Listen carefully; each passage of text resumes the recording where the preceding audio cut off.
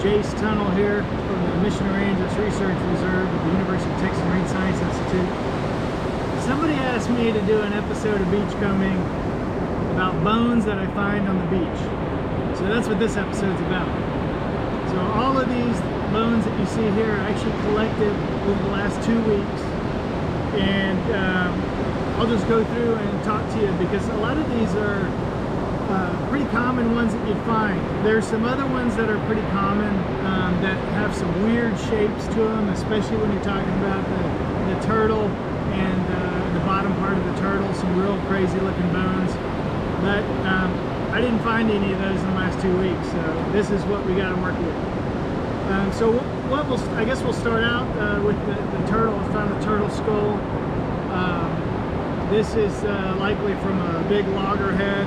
When I found that it was upside down, you know, on the beach like that. And then normally, how I usually find these too is they'll have a beak covering that goes over it. But this one is been in the sun obviously for a long time, and it had fallen off. And we have special permits for being able to have these skulls like this. Any kind of turtle bone at all you cannot keep unless you have the proper permits. And so we use it for education, and when we don't use it for education, then we put them up in the sand dunes so that nobody can find them and won't get in trouble for having them, because it's like a $10,000 fine or even prison time. So don't be keeping the turtle skull. But that's what that looks like. This is the other turtle bone I have here. Actually, this is a rib bone. Did you even know that turtles had ribs? So that's pretty interesting, huh? Rib bone. Okay, now this is a cow horn. Not sure how that got on the beach, other than that it must float, and then it got washed down the rivers and then ended up on the beach. You know, that's kind of how a lot of stuff ends up on the beach. So we got sand in it, but that's a horn. You know the difference between horns and antlers. So antlers are solid, and they're usually on deer and stuff like that, whereas horns are hollow on the inside,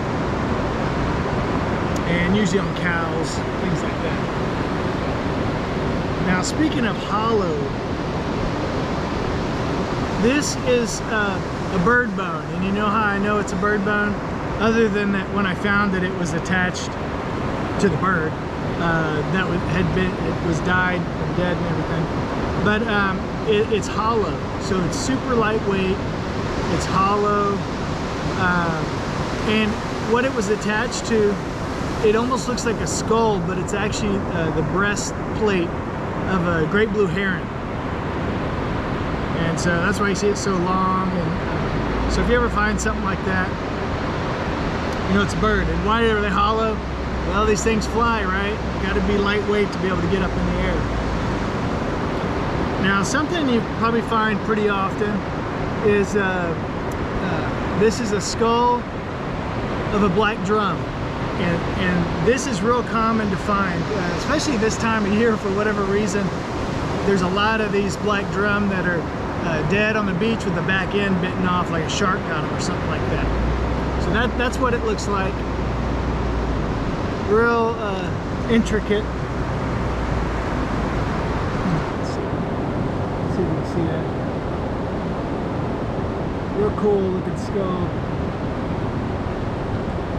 Now, there's some other bones that go with these that I got that are real cool, that I found. These pharyngeal teeth. So if you look at a black drum with the skull, these pharyngeal teeth are actually way down in here in the throat. And so whenever they eat mollusks and crabs and oysters, things like that, they use these teeth, and most of the teeth are actually gone, but you know, I can pull this one out here. This is an actual tooth that fits into here. And if you find these things when they're fresh, dead, it'll be solid teeth in there. But that's pretty interesting. And this is actually only half of it. There's another half of it that goes inside of there. But, you know, I always get questions like, what is that? Well, they're from a black drum up in their throat. And then there's, you know, you've probably seen just spines and stuff like that from the ribs and from the fins. Interesting looking bones, but these are all black drum. And then there's a lot of these interesting looking bones like this that go over the operculum to protect their gills. And so that there's actually multiple bones that I don't have it positioned right here, but there's a whole bunch of them that kind of make up the operculum, and they all have separate names and stuff like that. But they're real interesting looking, and if you just found them by themselves, you might not even know, you know, what they are. And so it helps to see them. Now this is the mouth, so the actual teeth where they grab their prey.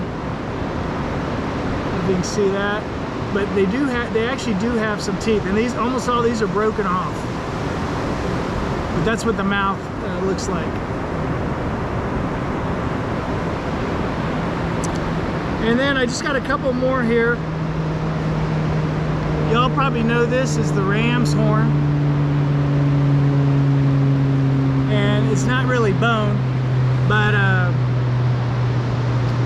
it's the inside shell of a squid.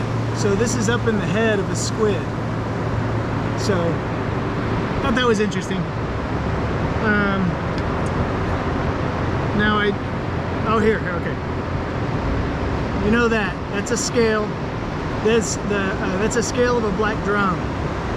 And you know, these aren't bone either, but these are made of enamel and dentine. So like your teeth, that's what these are made out of.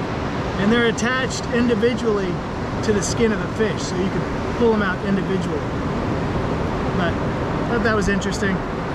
And then last but not least, kind of looks like an arrowhead, doesn't it? This is actually a scale of a gar.